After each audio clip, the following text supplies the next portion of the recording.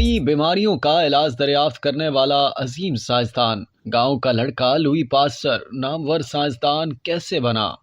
دنیا کے نامور سائنسدان لوئی پاسچر کا جنم پیرس کے قریب ایک چھوٹے سے گاؤں میں ہوا۔ اس کا باپ نیومن ایک افسر تھا۔ پاسچر بچپن سے انتہائی عقل مند اور ذہین تھا۔ اعلیٰ تعلیم کے حصول کے لیے وہ پیرس چلا گیا، لیکن ماں باپ کی یاد نے اسے اس قدر ستایا کہ وہ پیرس سے تعلیم چھوڑ کر واپس گاؤں لوٹ آیا۔ پاسچر نے پہلے مصور اور پھر مدرس بننے کی کوشش کی، لیکن ناکامی کے بعد اس نے پیرس جا کر اپنی تعلیم شروع کر دی۔ پاسچر ایک استاد کی باتیں سن کر اس قدر متاثر ہوا کہ اس نے کیمیا دان بننے کا ارادہ کیا اور پھر وہ کیمیا کے مطالعے میں مشغول ہو گیا۔ اچانک 26 سال کی عمر میں اس نے ایک ایسا انکشاف کیا کہ بڑے بڑے سائنسدان اس کی تعریفیں کرنے لگے۔ وہ انکشاف یہ تھا کہ یوکاس اور چونے کو ملانے سے جو تیزاب بنتا ہے اس کی 2 نہیں 4 قسمیں ہیں۔ اس کارنامے کے بعد پاسچر کا نامور سائنسدانوں میں شمار ہونے لگا۔ 1856 میں جب جنوبی فرانس میں ریشم کی صنعت کے لیے مشہور علاقے میں اچانک ریشم کے کیڑے مرنے لگے تو لوگوں نے پاسچر سے فریاد کی کہ وہ ان کو بچانے کے لیے کچھ کرے۔ اس نے دن رات ایک کر کے معلومات حاصل کی اور پھر 6 ماہ کے اندر اندر اس بیماری کا علاج دریافت کر کے گاؤں واپس لوٹا۔ اس کامیابی نے پاسچر کی شہرت کو 4 چاند لگا دیے۔ اسی دوران مویشیوں میں بھی ایک وبا پھوٹ پڑی جسے تہائی بخار کہتے ہیں۔ کسانوں کی درخواست پر پاسچر اور اس کے ساتھیوں نے 2 سال کی سخت محنت کے بعد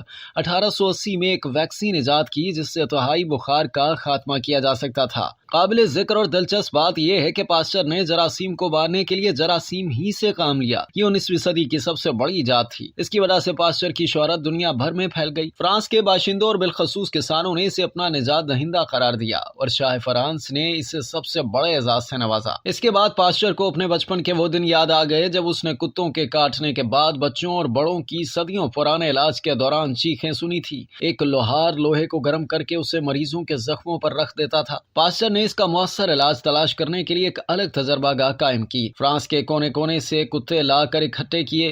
مسلسل ناکامیوں کے بعد آخر کار اس کی محنت رنگ لائی اور اس نے ویکسین ایجاد کر ڈالی۔ تجربہ کامیاب ہونے پر وہ خوشی سے چلاتا رہا۔